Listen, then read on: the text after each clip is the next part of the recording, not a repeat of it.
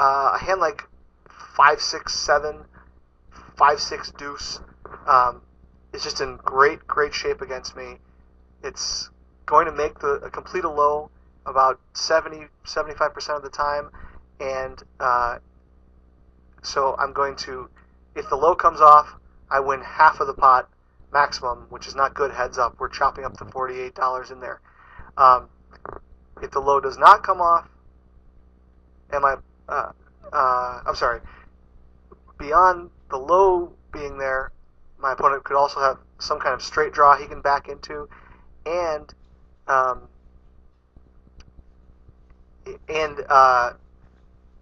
he could just be jamming the pot with a monster high hand. He's not usually jamming it. Well, he's certainly not jamming it with less than bottom two pair only. Consequently, I play slow on the flop, and had like a 10 come off on the turn, I would have stuck in a raise against my opponent. The other benefit to doing that is you can, by not raising with a hand that people think you should be raising with, namely like whatever is a favorite to be the best high hand at the moment, you don't take them out of the lead, and they continue betting their low draw that bricks on the turn, or their top pair with some kind of backdoor draws, and you get to get two double-sized bets in on the turn. It's a very important concept. Waiting till the turn to raise with a high hand that has not much low potential when two low cards flop. When three low cards flop, a high-only hand is basically worthless. There might be an exception, but it'd have to be an extremely strong high hand, because again, you're just basically getting free-rolled for all the rest of the money that goes in after the flop. Here, I have a very strong hand pre-flop with both high and low potential. I get a pretty nice flop, a gut shot, a pair, and the fourth nut low, something like that. But when I get raised, my hand really isn't that strong, because a prime candidate for him to raise me with is a hand that I can't really catch up to very easily for one way or the other. A straight is very hard for me to overtake in the hand. I need a 4 to tie a 4-5, and then I will probably quarter them. But there would be, if he has a straight, there'd be 3 4s left in the deck. A better low will be hard for me to overtake unless I counterfeit him, basically if he has ace-4 or ace-deuce. But I don't have much of a high hand in that case. So it doesn't make sense to jam this flop up against most people. If I was against someone who didn't know how to play and would be jamming this flop with top set or something like that, then it would make sense for me to go crazy, but in this spot, it just doesn't. And by the river, I'll be lucky to get half this pot, and in fact, I get quartered. He flopped top 2 with a gut shot, the same gut shot as I had, and the same low. So I was in bad shape there, and it's funny how this game works. You know, it takes a lot of experience to identify spots where your hand looks pretty damn good, but still, you just don't. You have to be careful. So just one of the key features of knowing to slow down on this particular board is understanding that I showed a lot of strength pre-flop by re-raising, so I likely have a strong ace deuce, a strong ace and a wheel card, and 3 small cards that made a straight possible flopped, and my opponent still raised me. That is a lot of strength to show, and so it kind of shows either a hand that's quite strong both ways, which is what he actually had, or a hand that's super strong one way, like a flopped straight, or ace deuce with a set. Well, that's super strong both ways. And against either of those, I'm just not in good shape, so I have to slow down. But you will make a lot of money from people in Omaha 8 or better if you understand that high hands like 2 pair on flops with 2 low cards are not hands to be jamming with regularly. Obviously, you don't want to become so predictable that you never raise in that spot, but flatting the flop should be the default play.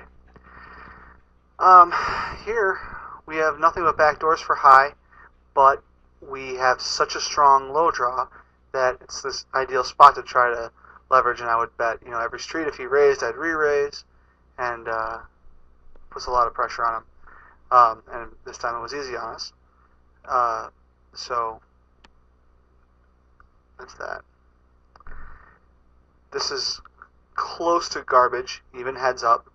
It has no low prospects, and one-way hands are just not strong in Omaha because a completed low gets there about 50% of the time, or at least 3 separate low cards on board, a little more than 50%. And when that happens, one high pair is so useless it's unbelievable, if you have nothing else to go with it.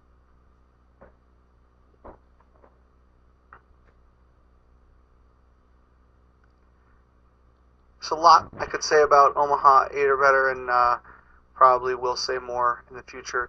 Notice here I have an overpair. I can't even call one bet on this flop. There's some chance he has a 4 or a bigger pair, and at best I'm looking at getting half the pot. But everything changes on the turn. Now, if he was going for a check raise with a monster draw or whatever, he didn't get there, so I raised for a free showdown. It's really he was probably going for a check raise, but just smarter to bet out on the turn or on the flop there for him. And when that hand should demonstrate, even though I was behind in that spot, a lot of times I'll be in pretty decent shape there, and that should demonstrate how I couldn't even how drastically your equity changes when the low bricks on the turn. I couldn't even call a bet on the flop. On the turn, my hand's good enough to raise, and that's how this game plays, actually.